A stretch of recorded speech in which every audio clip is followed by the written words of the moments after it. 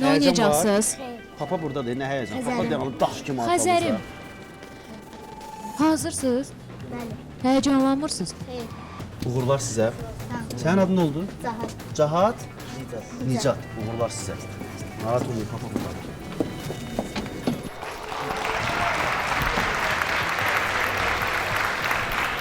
Aa. Siz əkizsiniz? Bəli. Aa. Kopyalı. Adınız nədir sizin? Zahat. Zahar, yəni sən Zahar, o da Zahat. nədir? Zahat. Zahat. Zahat, Cahat, bir də Zahar. Nicat. Ha? Nicat. Cahat, Nicat. Nicat. Zat yoxdur, Nicat dünə. Nicat. Nicat və Zahat. Biz Mədətov qardaşları. Mən Mədətov Zahat, mən də Mədətov Nicat. Yaşımız 11 yaşımız var. Biz ikimiz rəqs eləyə bilmirdik. İnternetdən baxa-baxa özümüzdə həvəs yarandı. Biz ikimiz yaxşı oynayırıq. Amma biz özümüzü fərqləndirmək odur ki, əkizik. Əkizliyimizlə burada qalib ola bilərik.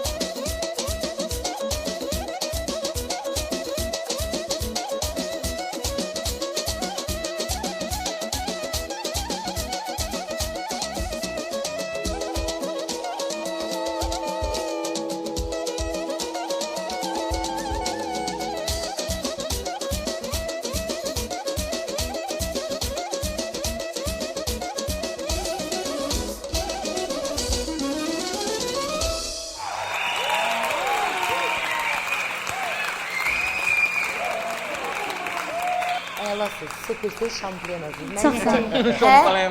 Hər söyləyirəm, əvvəl Çox sağ ol. Murad. Azərbaycan lüğətinə daxil olan şampiyona sözünün müəllifi, görkəmli filoloqumuz Aygün xanım Kazımovadan sonra bu barədə danışmaq olduqca çətin mürəkkəbdir, amma mən çalışaram. Ümumiyyətlə, mən hesab edirəm ki, bütün sinxron rəqsləri gərək ikizlər oynasınlar. Onlarda o qədər sinxron alınır ki. Super, hər Və şey. maraqlıdır ki, Bu gün geyiminiz də kifayət qədər, Bəli. yəni sizi sıxıcı bir geyimdir, düzdür mü? Biraz klassik dərs falan bir. Rəqsdə belə bu geyimdə olmursunuz ki, yox. Amma bütün bunlara baxmayaraq necə gözəl ifa elədi. Sağ olun. Ürəyindən ifa elədi. Siz də sağ olun. Özü deyim sizə ki, mən də biraz baxmayın mənim arıq olmağıma.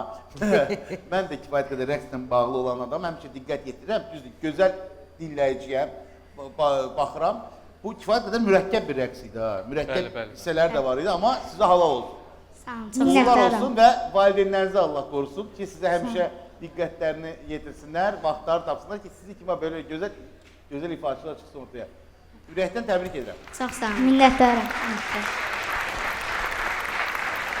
Mən də belə deyərdim ki, mən də uşaqlıqdan rəqslərə baxıram. Çünki mənim atam rəqqasdır və bəli, Xəyyam Kələntərli teatr və balet opera teatrının rejissorudur.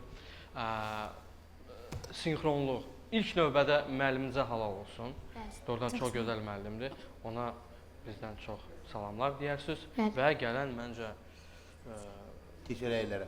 keçək rəylərə. Mən artıq rəyimi öncədən söylədim. Hə, hə, hə. Sağ olun. Çox sağ olun. Hamımızın yerinə hə dedim. Minnətdaram. Mən ürəkdən təbrik edirəm və sizi ikinci turda gözləyirik. Bəli.